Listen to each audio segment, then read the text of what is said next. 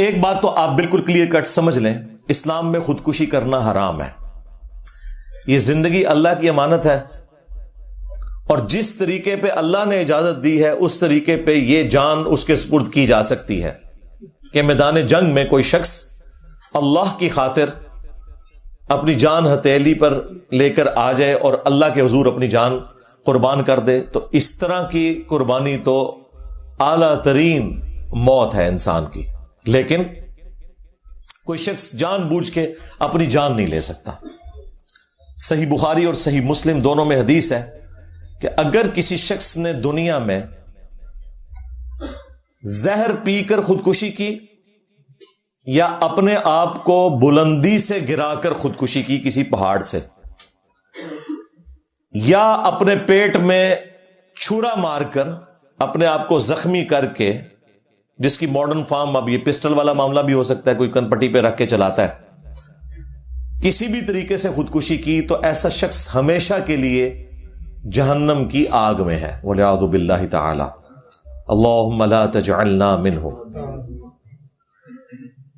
اور جہنم کی آگ میں اس پہ آگ کا عذاب تو مسلط ہوگا ہی، ساتھ ہی ساتھ جس طریقے سے اس نے خودکشی کی ہوگی وہی عذاب اس پہ مسلط کر دیا جائے گا. اگر کسی نے دنیا میں چھرا مار کے خودکشی کی تو دوزخ کی آگ میں اس کے ہاتھ میں خنجر دے دیا جائے گا، وہ بار بار اپنے آپ کو مارتا رہے گا، مرے گا، پھر زندہ ہوگا، پھر مرے گا، پھر زندہ ہوگا. یہ یعنی ایک مسلسل تکلیف کا عمل،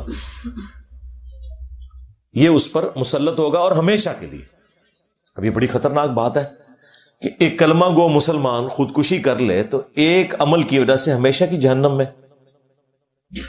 اب یہ حدیث تو بخاری مسلم دونوں میں ہے، لیکن اسی حدیث کو امام ترمذی نے جامعہ ترمذی میں لیا اور انہوں نے ان الفاظ کے اوپر بحث کی کہ یہ جو الفاظ ہیں کہ ہمیشہ کے لیے جہنم میں رہے گا، وہ کہتے ہیں یہ الفاظ غیر محفوظ ہیں. اور کسی حد تک لاجیکلی ان کی بات درست تھی کہ بہرحال مسلمان تو ایک نہ ایک دن اپنے گناہوں کا عذاب بھگت کے جنت میں چلا ہی جائے گا. تو وہ کہتے ہیں یہ کیسے ہو سکتا ہے کہ ایک مسلمان خودکشی کرے اور ہمیشہ کے لیے جہنم میں رہے؟ تو وہ کہتے ہیں کہ یہ جو ہمیشہ والے الفاظ ہیں نا، یہ چند شاگردوں نے حضرت ابو ہریرہ سے روایت کی ہیں، چند نے نہیں کیے. لیکن دوسرے محدثین کہتے ہیں کہ جن شاگردوں نے روایت کی ہیں وہ سارے ثقہ اور صدوق ہیں، لہذا اس روایت کے متن میں کوئی کلام نہیں ہے.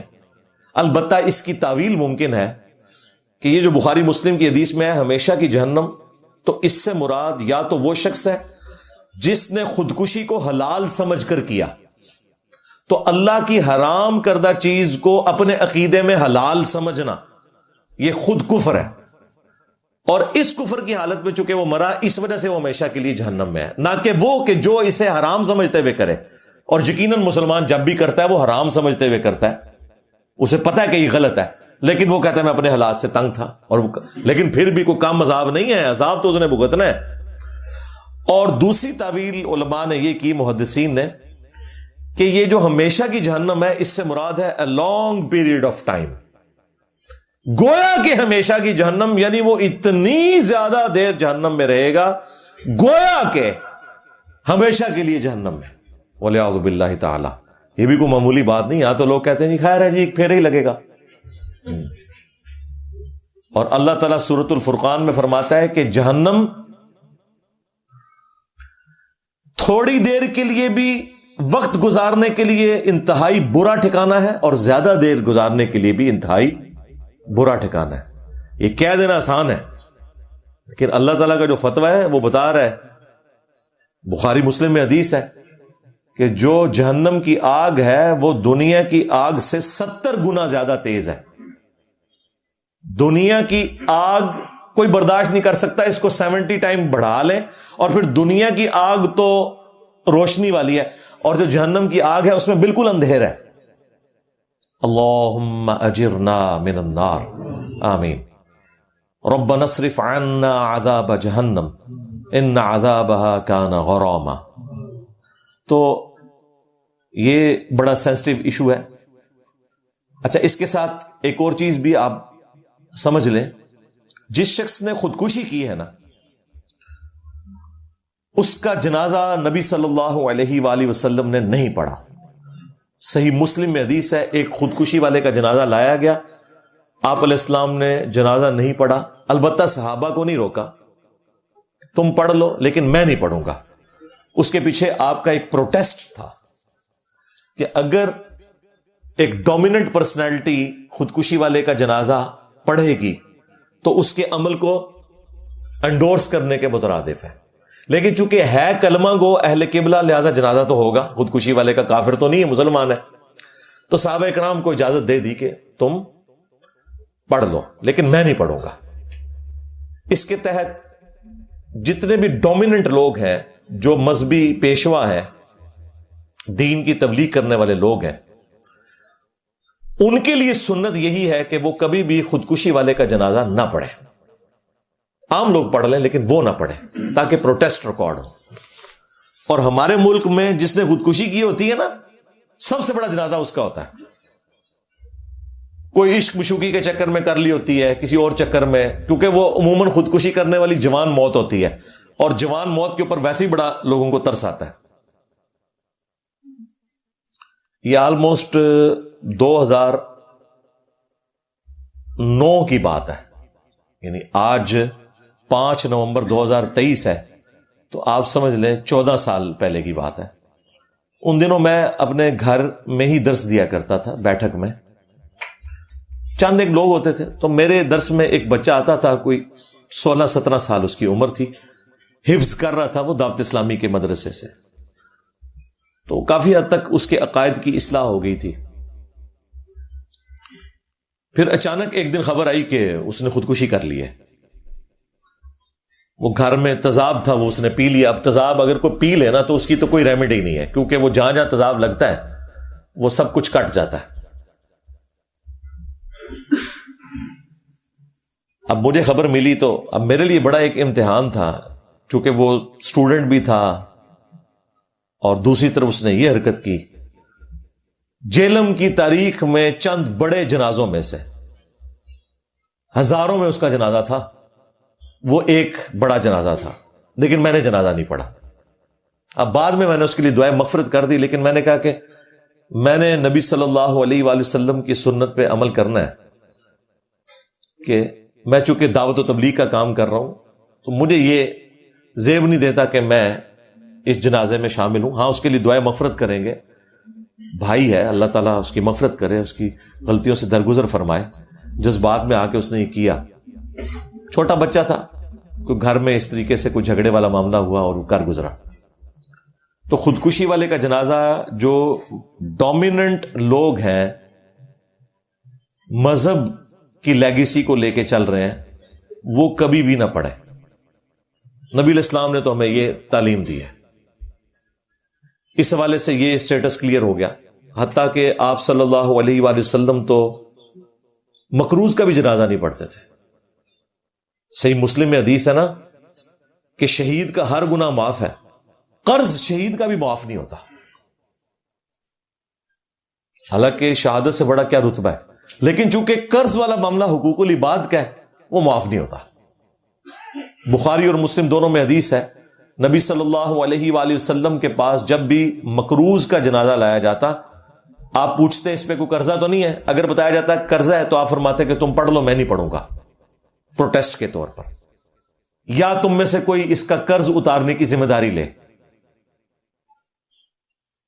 تو اگر کوئی ذمہ داری لے لیتا تو آپ جنازہ پڑھا دیتے، ادروائز آپ نہیں پڑھاتے تھے. وہی لیگیسی آج تک چل رہی ہے نا. آپ نے دیکھا ہے کہ وہ جنازے کے موقع کے اوپر اناؤنسمنٹ ہوتی ہے کہ اس کے ساتھ کسی کا لین دین ہو تو فلاں سے ملے. یہ لادہ بات ہے، فلاں سے مل بھی لیں پھر بھی قرضہ نہیں کرتے کسی لبا واپس. ہاں وہ اہم ہی فلاں سے مل لیں. لیکن نبی علیہ السلام کے کیس میں اسی حدیث میں آتا ہے کہ جب اللہ تعالیٰ نے غزوہ خیبر کے بعد رسول اللہ کو وسعت دی مال غنیمت میں، آپ صلی اللہ علیہ وآلہ وسلم کے پاس جب مال آنا شروع ہو گیا، مال غنیمت خمس کے کانٹیکسٹ میں بیت المال کے اندر، پھر جب کبھی بھی مکروز کا جنازہ لایا جاتا تھا تو نبی علیہ السلام پوچھتے اس پہ کوئی قرض ہے، اور بتایا جاتا کہ ہے، تو نبی علیہ السلام پھر وہ قرض خود بیت المال میں سے اپنے والے اس حصے میں سے جو خمس کا حصہ ہے رسول اللہ اور ان کے اہل البیت کے لیے سورۃ الانفال میں اللہ تعالیٰ نے مخصوص فرمایا، اس میں سے آپ صلی اللہ علیہ وآلہ وسلم اس کا قرض اتار دیا کرتے تھے. اور پھر نبی اسلام وہ آیت پڑھتے ہیں، النبی اولا بالمؤمنین من انفسہم وازواجہ امہاتہم، نبی مومنین کی جانوں پر ان کی جانوں سے بڑھ کر حق رکھتے ہیں، اور نبی کی بیویاں امت کی مائیں ہیں. تو رسول اللہ امت کے روحانی باپ ہوئے. اچھا، اس آیت کا تو مطلب ویسے یہ تھا کہ امت کا کام ہے کہ اپنا تن من دھن اپنی جان تک قربان کر دے رسول اللہ کے لیے صلی اللہ علیہ وآلہ وسلم، کیونکہ رسول اللہ صلی اللہ علیہ وآلہ وسلم ہماری جانوں سے بڑھ کر ہم پر حق رکھتے ہیں. لیکن نبی الاسلام نے دیکھیں اس کا وائس ورثہ کیا. آپ نے کہا کہ ان پہ میں حق رکھتا ہوں، لیکن چونکہ اب یہ میرے بچوں کی مانند ہے اور مجھے اللہ نے وسعت دی ہے تو ان کا قرض بھی میں اتاروں گا. حالانکہ ہونا تو چاہیے تھا کہ بچے اپنے روحانی باپ کے لیے قربانی پیش کرتے. ہمارے پیر، ہمارے روحانی باپ وہ ہیں جو اپنے بچوں پہ لگایا کرتے تھے، اور تمہارے پیر وہ ہیں جو نہ تمہارا مال چھوڑتے ہیں نہ تمہاری عزت چھوڑتے ہیں. پھر میں کہنے میں حق بجانب ہوں کہ میرا نبی سا ہی کوئی نہیں، تیرے بابے تھے شاہی کوئی نہیں. تو نبی اسلام قرض اتارتے خود اور پھر جنازہ پڑھاتے. یہ میں نے ضمناً آپ کو بتا دیا خودکشی والے کے یعنی جنازے کے اعتبار سے. اور اس میں ایک اور امپورٹنٹ چیز یہ ہے کہ اب خودکشی والے کی مغفرت کا معاملہ کیا ہوگا. جنازہ تو پڑھ لیا تو ظاہر ہے اس میں دعائے مغفرت کی تو اٹ مینز کہ ہے وہ مسلمان ہے. ایک حدیث ہے صحیح مسلم کے اندر،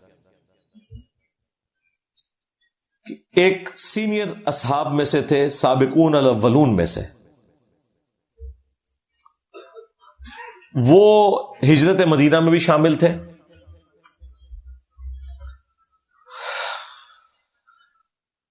انہیں کوئی تکلیف تھی، اس تکلیف سے تنگ آ کر انہوں نے اپنے ہاتھ کی رگ کاٹ کے خودکشی کر لی. اب ظاہر ہے کہ ایک بہت بڑا انسیڈنٹ تھا، ایک مہاجر صحابی ہے، تو اس کے جو دوسرے ساتھی تھے جنہوں نے ان کے ساتھ ہجرت کی تھی، کچھ عرصے بعد انہوں نے خواب میں ان کو دیکھا. تو پوچھا کہ تیرے ساتھ کیا معاملہ ہوا؟ انہوں نے کہا کہ مجھے اللہ تعالیٰ نے ہجرت کی برکت سے، نبی الاسلام کا ساتھ دینے کی برکت سے معاف کر دیا. البتہ اس نے وہ اپنا ہاتھ جو تھا نا وہ چھپا رکھا تھا. تو اس نے پوچھا کہ یہ کیا حالت ہے تیری؟ تو اس نے کہا کہ سوائے اس ہاتھ کے اس کو اللہ نے ٹھیک نہیں کیا، اور کہا کہ یہ تو نے خود خراب کیا تھا، اس وجہ سے یہ والا جو معاملہ ہے تیرے ساتھ جنت میں بھی رہے گا. اب نبی الاسلام کو جب انہوں نے خواب سنائی تو ظاہر ہے نبی الاسلام اس کی تعبیر بیان فرما رہے تھے، آپ کو وحی کی تائید حاصل تھی. تو آپ علیہ السلام نے اس خواب کو سننے کے بعد کہا کہ اے اللہ اس کے ہاتھ کو بھی درست فرما دے. حضور نے دعا کر دی اس کے لیے. اچھا، اس سے یہ بھی چیز ثابت ہوگی کہ خودکشی والے کے لیے دعائے مغفرت بھی کی جا سکتی ہے. دوسرا کہ نبی کا صحابی ہو کر بھی، اتنا نیک انسان ہونے کے باوجود، ہجرت والوں میں شامل ہونے کے باوجود اگر وہ غلط کام کرتا ہے تو اللہ تعالیٰ کے ساتھ کسی کی کوئی رشتہ داری نہیں، اللہ تعالیٰ اس کے اوپر گرفت فرما سکتا ہے. اور تیسرا ہمارے نبی صلی اللہ علیہ وآلہ وسلم کی شفقت کہ آپ نے اس کے لیے دعا کی کہ اللہ تعالیٰ اس کے ہاتھ کو بھی درست کر دے. تو یہ میں نے ساری باتیں اس لیے ڈسکس کی کہ آپ لوگوں کے خاندان میں بھی، جاننے والوں میں بعض اوقات اس طرح کے واقعات ہو جاتے ہیں، پھر لوگ خودکشی، سوئسائڈ کرنے والوں کے شرعی احکام پوچھ رہے ہوتے ہیں. تو میں نے اس حوالے سے جتنی چیزیں جڑی ہوئی تھی وہ کھول کے بیان کر دی.